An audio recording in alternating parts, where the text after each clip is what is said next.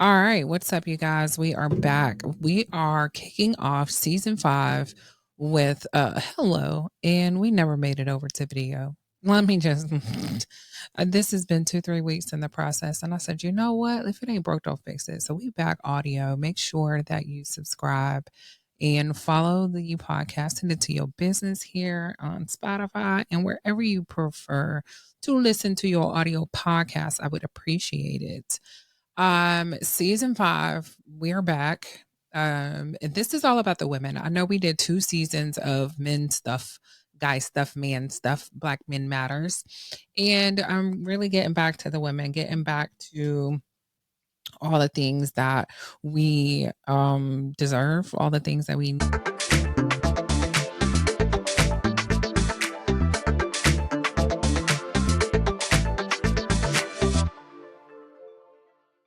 All right, this season we are jumping into recentering her, figuring out how to get back to ourselves as women, how to get back to ourselves as, I don't want to talk through any titles this season, like mompreneur, mom, sister, like none of that matters. This is only about me and you.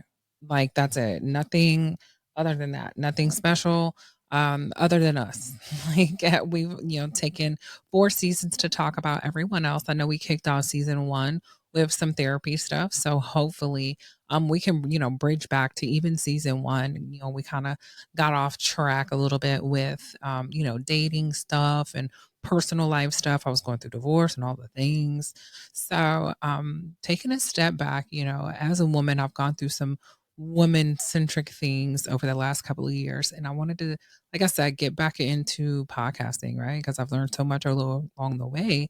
And I want to give a space for all of us to have a voice. So here we go. Navigating women's health. That's what we're talking about today. The things that we go through from puberty to menopause. And I want to focus especially on Black women. We are disproportionately marginalized in the healthcare space across the board. So I really want to give ourselves the language and the verbiage and the tools of what it takes to advocate for ourselves and for the young women around us as we continue to grow partnerships and continue to have children and aunties and stepkids and whoever, neighborhood children, volunteer programs, whichever way you come across other women. I would love for you to share this because we all, these are things that I've learned along the way that would have been extremely helpful 20 or 30 years ago. And so let's start there. From the boardrooms to the dorm rooms, from homecoming to healing, we're just talking about the things that we can do to take care of our body and what that means at every stage of our lives. We start puberty very early as Black women, and we want to really have the opportunity to address those hormones, the things that we go through as women, as young women, even, prior to, developing, unwanted attention from other people, right? While you're trying to figure out yourself, like, what's this new thing that I have growing off my chest, or what's this thing growing off my back? you know, at the same time, you're noticing your body change, so are other people. And they make mention of it. And it's like, I don't know what a damn do. I don't know.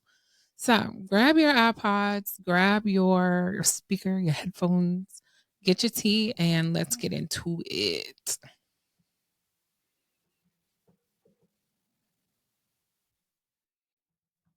All right, becoming a young queen. That moment, do you remember when you first got your period? Like I can remember it down to the very thing, the activity I was doing. And I was in the probably the 5th grade and we were about to get out for spring break. This dude I was crushing on really hard, as a 5th grader because 5th grade, oh my God. And really had an opportunity to hang out with him during like a pep rally or whatever we were going to for the end of school or for the spring break. And he gave me a piggyback ride on the way, on the way to the bus. On the way to the bus. And then I was like, something don't feel right. So I stopped by the bathroom and sure enough, my period started. I was like, oh my God. I got on the bus, ran home. I was like, Mom, it's time. She was home, thankfully. She worked second shift, so she was getting ready to go to work, and she was like, I've been waiting for this moment. And I will say, shout out to Newport News Public Education at the time because third grade through fifth grade we had went through family life, so it wasn't like I was completely uneducated of the things that were going on in my body, right? So when the time came, I was super prepared for it, but everybody was not. So if I think about, I was in the fifth grade. I know some girls that started their cycle in like the fourth grade or even later than me. I was like mid age, for my friends or whatever. And then I was the oldest daughter, so I didn't have any like one to compare it to. I didn't have another sister for like 12 years. I think my sister might have been just born, if I'm not. No, she didn't come along. So I was like in the eighth grade. But anyway, um, so for me, it came around, 8 or 9 years old. I think I was about 9 or 10 actually. So it comes around pretty early. And not too far behind that became, the development, all the other things. But also, like irregular periods, they were kind of like, what is happening? Is it 2 weeks? Is it a month? I thought it was a month. So things that I started experiencing through my first, set of cycles. And then things are we all experience acne, mood swings, figuring out your body image, like watching your stomach blow up because it's bloated or your boobs hurt because, boobs be hurting when your period is on, which is so stupid. But it's like you're already going through 100 million trillion changes and those hormones are not easy in the process. So, some things that I remember, kind of celebrating was like, "Ooh, I'm at this point, and like I'm prepared." So, I was excited to kind of reach this point of womanhood, like in anticipation. It wasn't like I was trying to grow up fast. It was just more like, you've been told about this thing for years, like waiting for it to happen. And then it happens, and you're like, oh my God, I'm a woman now. Like all the pains that come along with being a woman.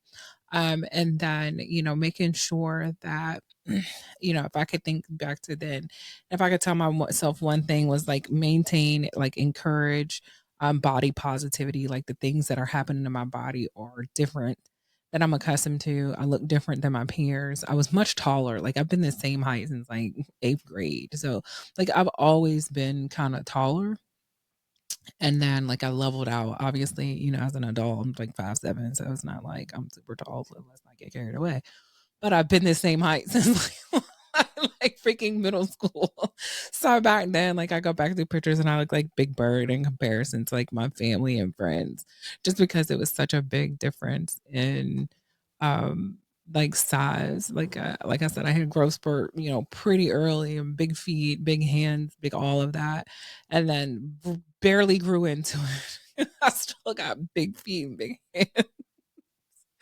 But, even now, reminding myself that these things are still beautiful about me and they're nothing to be like worried about or anything like that. They're just unique, less than the average. And then some other things I would consider is having a safe space, having my mom prepared already to have the conversations, to, have the equipment that I needed when the time came was really important. And then, talking to other people. I had a stepsister, and a couple of summers before I got my cycle, she came and I remember her and I talking about it. So I was surrounded by people who were afraid to talk about your cycle. And that is a real big stigma that I'm trying to break, even now in the platforms that I have. Like periods are normal. All the women go through periods, or most of the women go through periods, without some type of, intervention for the most part. And these are things like we deal with as humans. Like it ain't even, I'm not going to say it's not a woman, male men thing, because we all have to deal with it in some type of way. You either got to go pick up supplies for someone, or deal with the, hormonal changes of someone, help them, as they go through their cravings or what have you. Just remembering that, these are normal bodily functions, not shaming anyone if they, mess through their clothes or whatever, like shit happens, bro. Like it happens. It gets the best of us, all of us. And then the guys, you've been had a tire tracker too. So it's not like you gotta, and like you gotta worry too much about bodily things happening. This is a body. Some things I think also that I think I wish I would have paid attention to is my nutrition. I'm making sure that I was eating well, eating healthy, iron rich foods, things that were doing good to replace the nutrients that I was losing in the process of menstruation. So keep that in mind.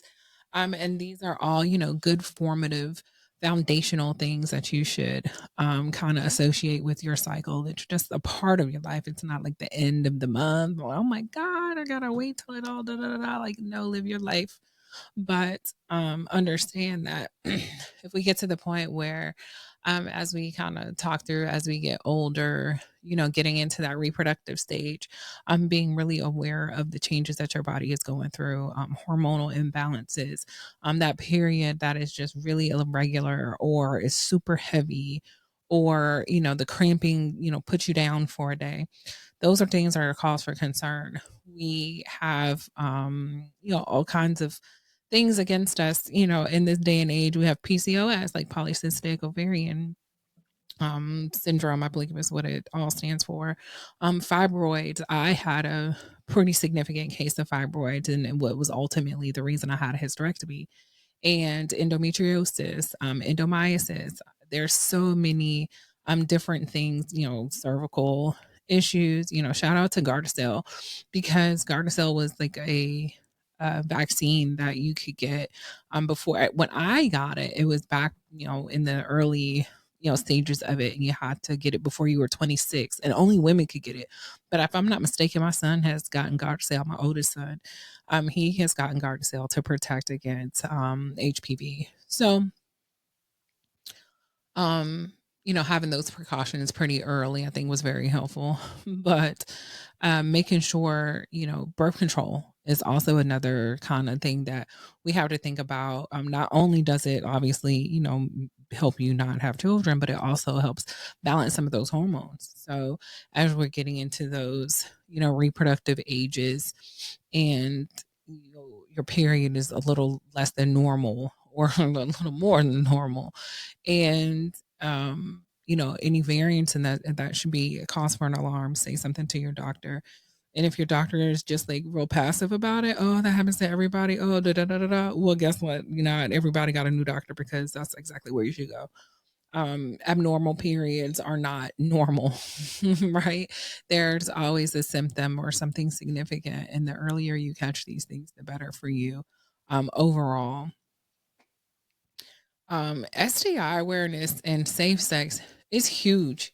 Aside from, the major decline in teen pregnancies through different efforts, on different platforms, we also have, advances in HIV protection, where now if it's undetectable, it's unpassable. So, keeping the the trend of safe sex, keeping it up, so that way we are protecting our bodies. And it's beyond even sexual health. It, like, some of those STIs, they cause like kidney damage and liver damage. Like, these are things that'll not only put your coochie out of commission, but also the rest of everything else. So that's not something you want to risk for the sake of, what I'm saying, some guy who took you to see a movie with some popcorn.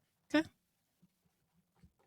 And mostly your mental health. Like, mental health is everything, and it weighs so much on your hormones. Mental health, right?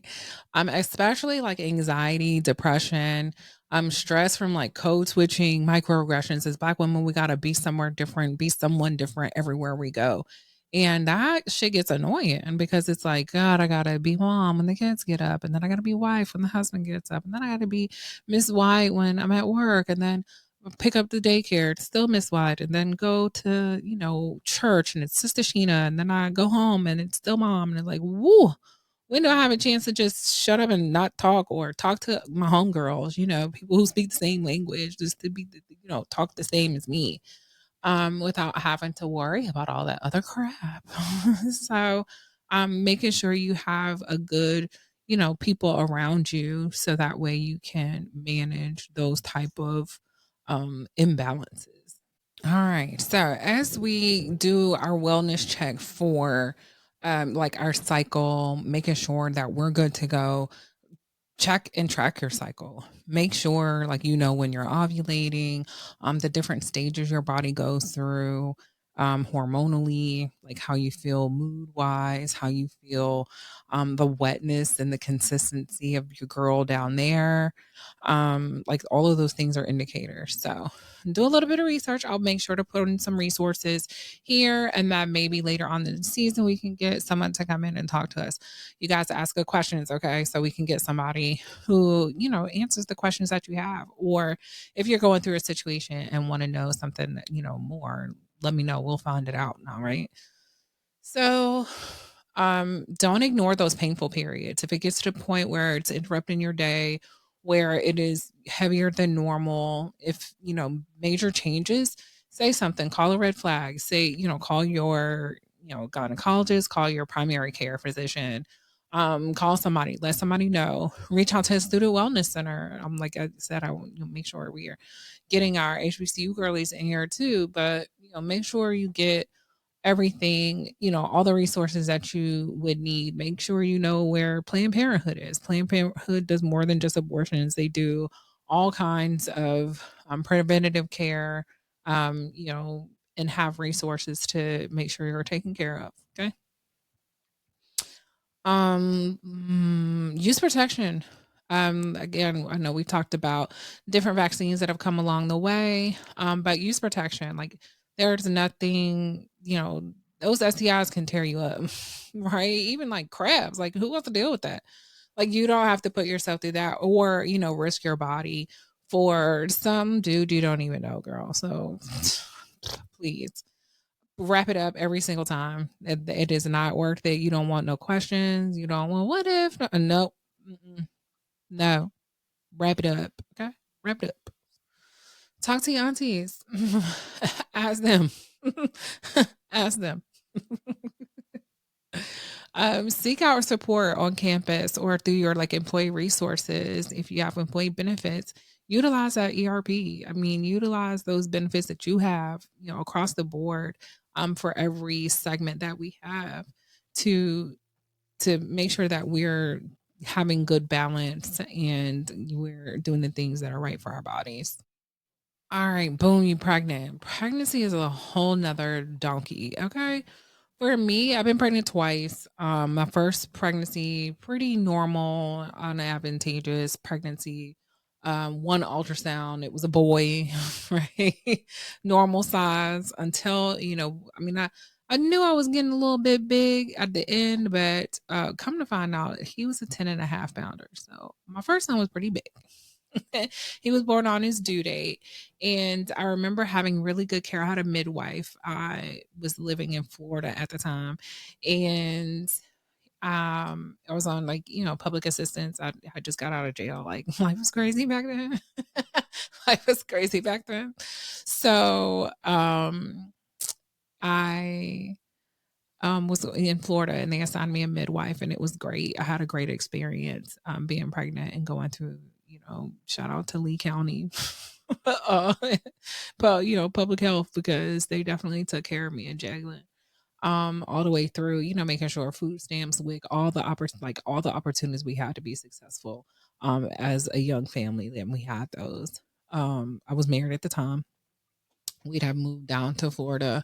And I had gone through a situation for another episode, a little few months before then, and all while I was pregnant with Jalen, and kind of got that resolved, but I ended up in Florida. So Jalen was born in Florida. I was also born in Florida, so it wasn't so far fetched. My family's there, so let's not be scary, right? My family's in Florida. My dad's family lives in Florida, and so I was just down there, kind of recouping after being in jail for like 2 months while I was pregnant. And my grandmother was like, "You're not getting in no more mess. So you coming here, you living with your auntie and Uncle LA type situation." And my dad was like, "Well, where your husband at?" So again, another episode for another day. But that just kind of goes to show that, even though no medical complications, there were outside stressors that could have complicated my pregnancy. And, hopefully because I was, maybe because I was so young at the time, and healthy that it didn't bother my pregnancy too much. And then fast forward to my second pregnancy, boy, I thought something was wrong. So I went to the doctor. Now, mind you, I had, in between that time, No major, like, period stuff, nothing like it had gotten a little heavier over the years. It was still pretty balanced, and it was still pretty good. And then I had an ultrasound, not the original ultra, like, when they, find a little beam, like, "Oh, look, little beam baby," and not that one, like, the proof that you're pregnant one, but the next one, like, in between that and then anatomy scan. I was like, "Oh, there's a fibroid in there." And I was like, "I don't even know what the hell that mean, girl." And she kinda explained to me, it's just like a growth inside my uterus that, we will monitor. Obviously, it wasn't too much I could do at the moment, because I was pregnant. So, I will say that I ended up getting preeclampsia with Jackson, with my second, and, I had to deliver him, like, a month early, had to get, freaking Pitocin, had to get induced, and I had a doula for that one. I had a midwife the first time, and I felt more comfortable with, secondary, support that wasn't like a family member, that was another medical-ish professional. So, Shalanda Barton, greatest doula of all time. She does a lot of work in the doula space and just the Black maternal health space in general. She's a nutritionist by trade, and she's just done a documentary. Like, she's doing amazing things. So shout out Shalanda. I was really blessed to have her as a doula, and she was there with me, every step of the way with my second pregnancy. And um, by the time we got down to delivery, it was balls to the wall. I couldn't go to my oldest son's 5th grade graduation. I missed that because my blood pressure was too high. I had like protein in my urine from the day before. It was like, we need to check your blood pressure and your urine. It was like, oh, you need to go to the hospital. I was like, it's like, no, you need to go. If you do anything else today, you're gonna have a stroke. I was like, oh my God, you are so dramatic. But I did, and well, I did not have a stroke, so let me not say I did, but I did go ahead and go over to the hospital, and they was like, "Yeah, we're gonna treat you with something." So, immediately got on meds to kind of bring that blood pressure down, and then making sure baby was safe, and he was good the whole time, and yeah, I got to a point where it was like, all right, I can't take the pain no more. So we got epidural. Epidural was fun business. Now I will say, 10 years off of epidural, I don't know if it was the best thing I could have done for my back. Like, I've heard horror stories and I deal with, quite a bit of back pain, quite a bit of lower hip pain. And it's like, oh, maybe if I didn't get that epidural, like they say for fibroids, like if my mom didn't put that perm in my hair in the 3rd grade, blah, blah, blah. But no, you gotta make sure that um that blood pressure was down. So I had that Pitocin, to kind of get him out of there and to kind of get the blood pressure down because at some point it wasn't going to come down while I was still pregnant. It was what they rule it out as, and before any puts into separation or anything like that because you run some really pretty high risk when you get into the preeclamptic state. So I was very very close to a C-section, but I was like, oh no, we're getting this puppy out of here.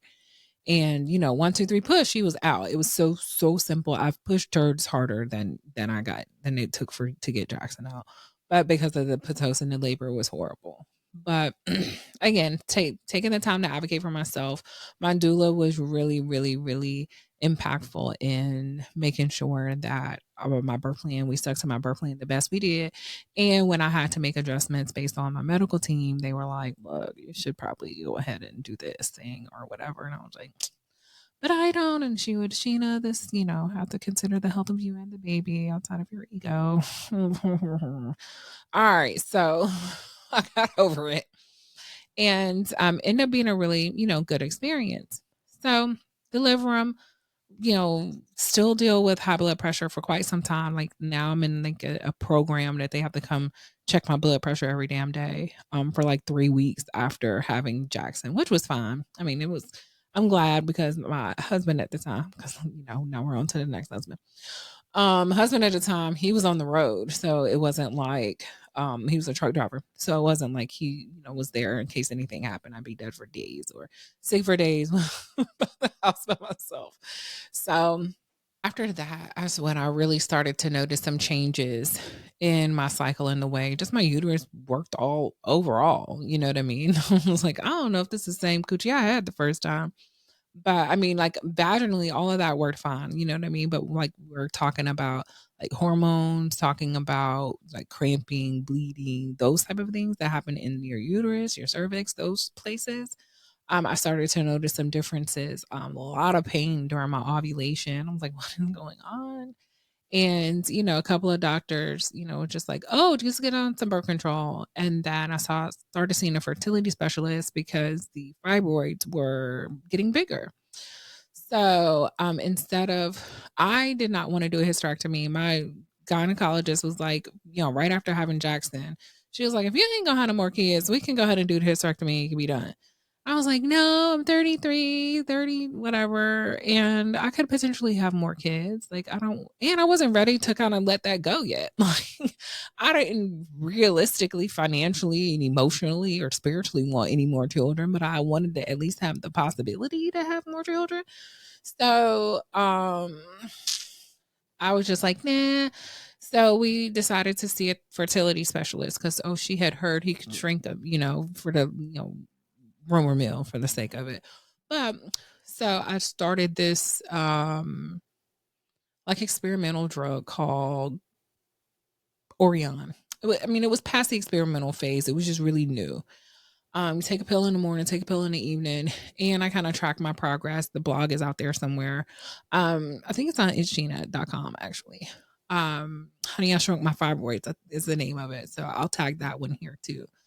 But having an opportunity to have a alternative option instead of going straight to hysterectomy, I appreciated it. In hindsight, I should have just did the hysterectomy back then and kept it moving because my life would probably be so much different by now. But after I took that medicine for a year, and it basically suppresses your reproductive system and puts your ovaries to sleep, so you don't ovulate, you don't push any eggs out.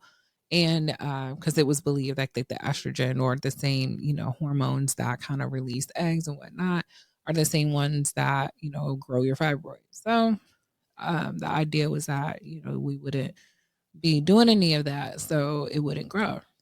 And they didn't. They did begin to shrink very, very minimal amounts. Definitely not worth it because the medicine was really hard on my body.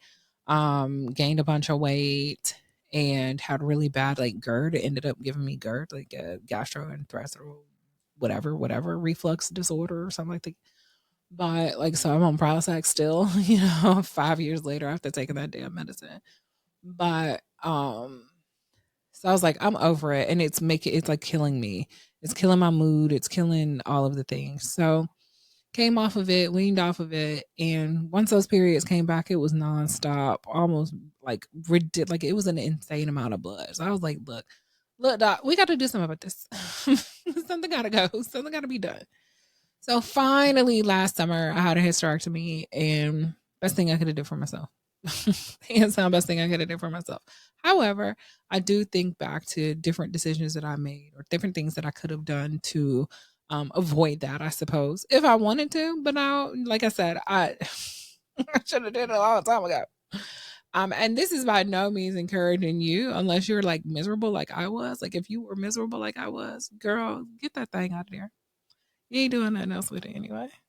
Now, as we started talking about hormones and the changes, I'm at an age where a lot of women my age have had a hysterectomy or in that process of going through hysterectomy. And like, baby, we died of carrying around this crazy coochie. I don't know what else to say. I don't know what else to think because it just be like every day it's a problem. It's doing something, your hormones are doing something, somebody, never mind everybody pissing you off. Never mind that part. Never mind that part. And I know we only got a few years before menopause kicks off. So menopause, like you gotta ask your mom, you know what I'm saying, figure out when your mom went through menopause because that's usually the indicator when you're gonna go through menopause. Now, mind you, my mom in her 60s and is still in perimenopause. Like, could you imagine being in your freaking 60s and still having a period every now and then? Man, I would choke somebody out. No way. No way. No way. No way. Now, our OGs, our aunties, our professors, like this is our segment right here. Like perimenopause and menopause aren't things that we really talk about unless we talking about them hot flashes. Like them hot flashes be changing it up. Girl, it's just a hot flash, but it's not. It's your mood changes. You can't sleep. The dryness we've been talking about. The viscosity of the kitty, right? Like that starts to dry up. You get vaginal atrophy where just it. It feels like, oh, I ain't got nothing else to do, so I'm gonna just lay it in and lay it down. No, girl, get up. We got stuff to do. Right? Or, we're still married, we still in relationships, we still are cultivating things. We're still young, okay? 40s and 50s is still young, damn it.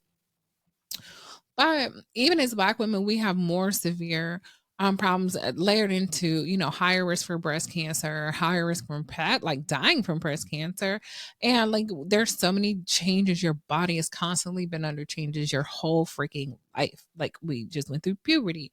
And we had these kids. Now we got all kinds of other shit. My mama put, a perm in my hair. Now I got a fibroid. Like a Gucci full of rocks. What am I fucking doing?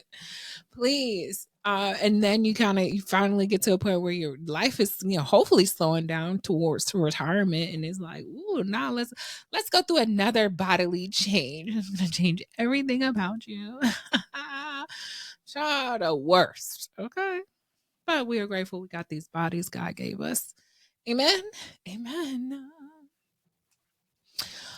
Some tips through diving through this stage, right? Like this is, from people that I've talked to, things that I've looked up. Track those symptoms. It seems to be like any other part of our lives. Like track the things that are changing. Making sure that you have your therapies together, your physical therapy, pelvic floor therapy. Let's stop the whole damn podcast right now. Pelvic floor therapy is something everyone needs to go through. Men, women, men have pelvises. Did you know that?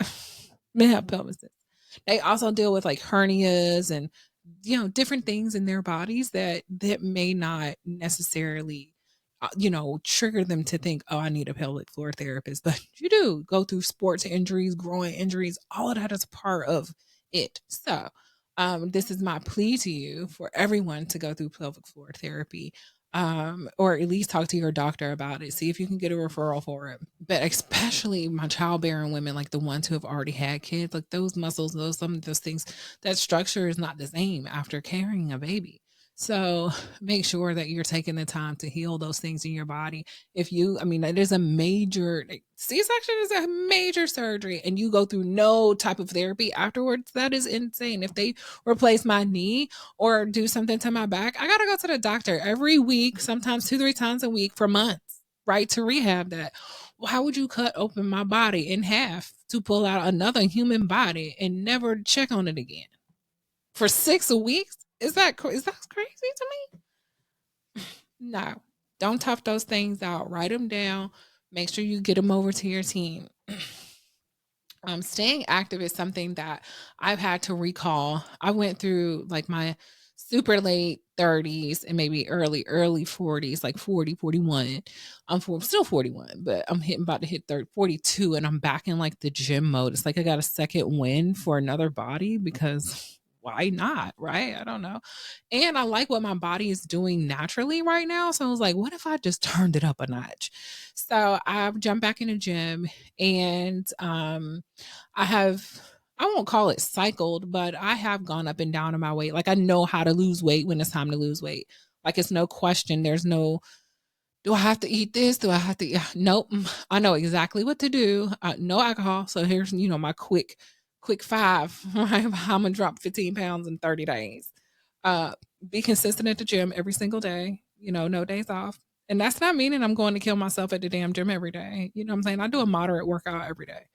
I'm not going in there sore. I mean, I had to be sore, but I'm not like slamming my body into the ground. It's just a normal little workout. You know what I'm saying? We're working out more to get my heart up. Let's see what the dog wants. So yeah, I'm not doing any extreme workouts. I'm just making sure to move my body every single day.